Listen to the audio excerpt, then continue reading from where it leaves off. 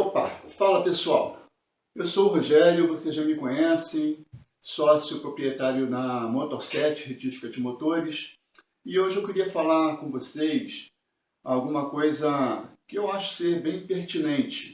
É muito comum na nossa cabeça, na cabeça do mecânico, ver um bicho de 7 cabeças no motor, tá? Motor de combustão interna. Lá no carro a gente tem o hábito de abrir o capô e dar de cara com aquele emaranhado de fio, injeção eletrônica, chicote, mangueira, tubulação, radiador. E na nossa cabeça fica uma confusão muito grande. Então eu queria tentar só desmistificar um pouco. Para quem já é mecânico, é claro que isso é mais fácil. E para quem não é mecânico, para quem é entusiasta, para quem não tem hábito de ver motores o dia inteiro, eu queria tentar só arrumar um pouquinho essa ideia, beleza? Então vamos lá.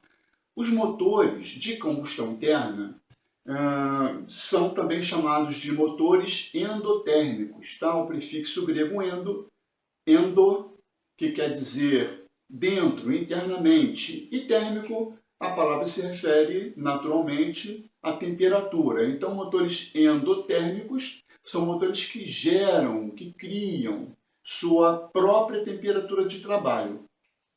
Como não pode ser diferente, o motor de combustão interna, o motor endotérmico, uma máquina térmica, que é o caso do motor de combustão interna, é uma máquina térmica. Tudo que ela pode gerar de potência, de rendimento, de torque, está diretamente ligado à temperatura. Naturalmente, quanto maior a temperatura, maior será o rendimento do motor. Tá legal? Bom, dito isso, a gente sabe que a temperatura excessiva, você vai ter um problema de dilatação descontrolada dos materiais, vindo ou correndo um risco de fundir o motor. Uma peça, por exemplo, um bloco que é de ferro fundido, não tem o mesmo índice ou grau de dilatação que um pistão, por exemplo, que é de alumínio. Tá? Então, essas peças precisam estar dentro de um controle de dilatação bem de acordo, né, com a engenharia, com aquilo que a engenharia projeta. Tá? Então, a gente não pode ter um motor muito quente, mas também não pode ter um motor frio. Então, a temperatura tem que ser adequada. Voltando agora a falar dos motores em si, então, o que eu quero propor para vocês? Primeiro, vamos pensar o seguinte.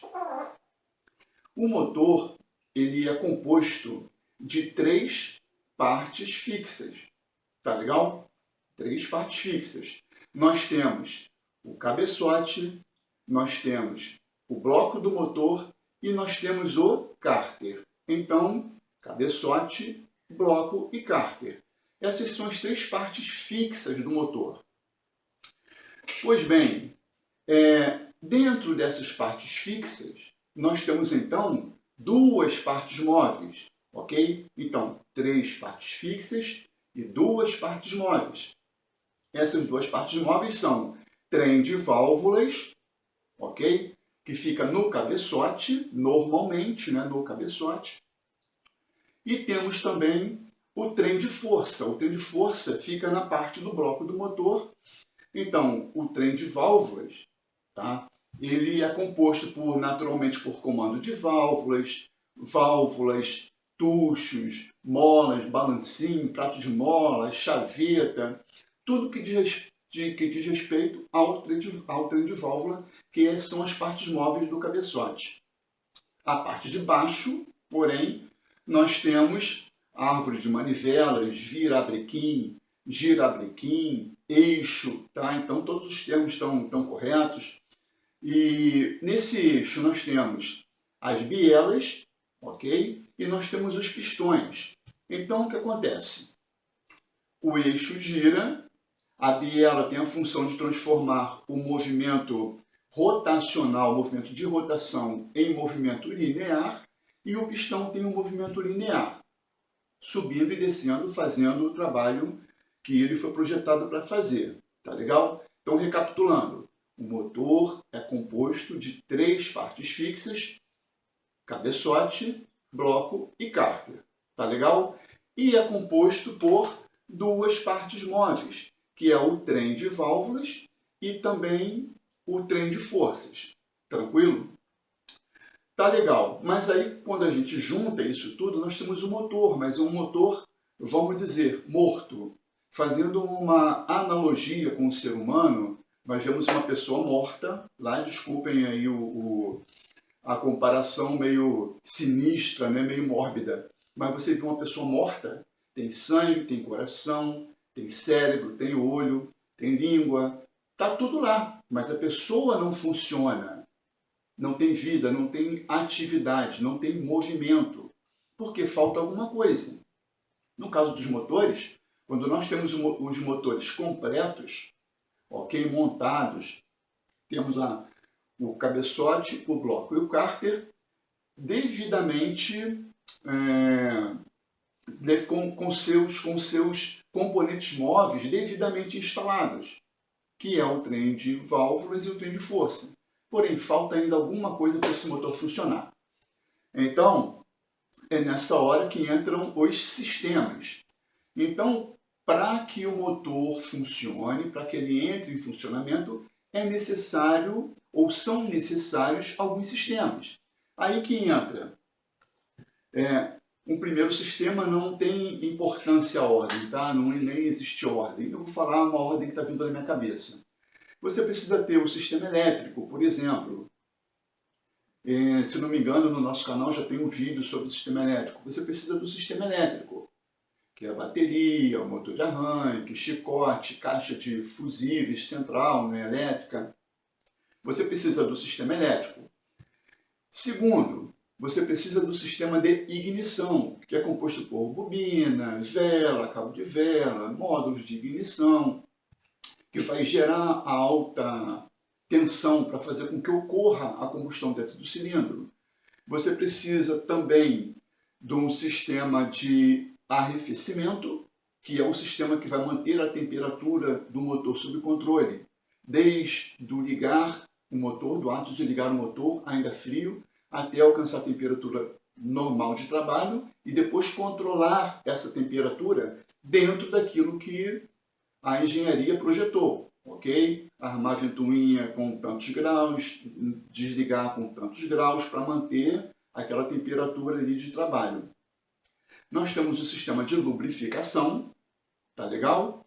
Que também é um fator importante, muito importante, eu acho que é um milagre de funcionamento do motor, é o sistema de lubrificação. Temos no nosso canal também um videozinho sobre isso, mostrando o sistema de lubrificação.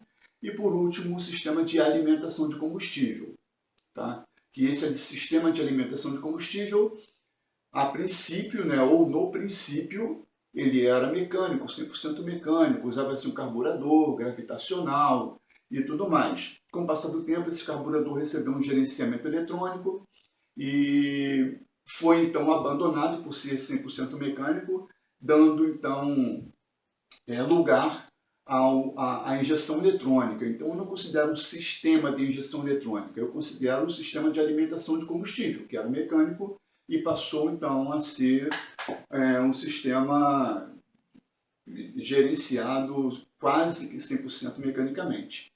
Então, recapitulando, nós temos um motor que tem 3 partes fixas, cabeçote, bloco e cárter, 2 partes móveis, que é o trem de válvula e o trem de força, beleza? E os sistemas que fazem todo esse conjunto funcionar, que é o sistema elétrico, o sistema de ignição, o sistema de arrefecimento, o sistema de lubrificação e o sistema de alimentação de combustível, que evoluiu bastante, tá? Era mecânico, carburado, hoje em dia ele é gerenciado eletronicamente, é eletrônico, com seus sensores, com seus atuadores, com seus módulos, né, de gerenciamento, beleza? Então, assim, só para deixar bem claro que o motor não é nada de bicho de 7 cabeças, não é aquela confusão toda que a gente acha que é. É relativamente simples de se entender, tá? Como que é a constituição física do motor, beleza? Espero que vocês gostem desse vídeo, espero que sirva para clarear, para dar uma orientação no sentido de organizar o motor na cabeça de vocês. Beleza? A Motor 7 agradece a sua audiência, agradece por você ver esse vídeo, por você comentar esse vídeo, por você dar um like nesse vídeo, caso você goste, ok? E esperamos vocês no próximo vídeo. Grande abraço a todos, boa sorte para todo mundo aí no trabalho de vocês, na pesquisa de vocês, no crescimento profissional de vocês, e a gente se vê no próximo vídeo. Valeu, galera! Abraço!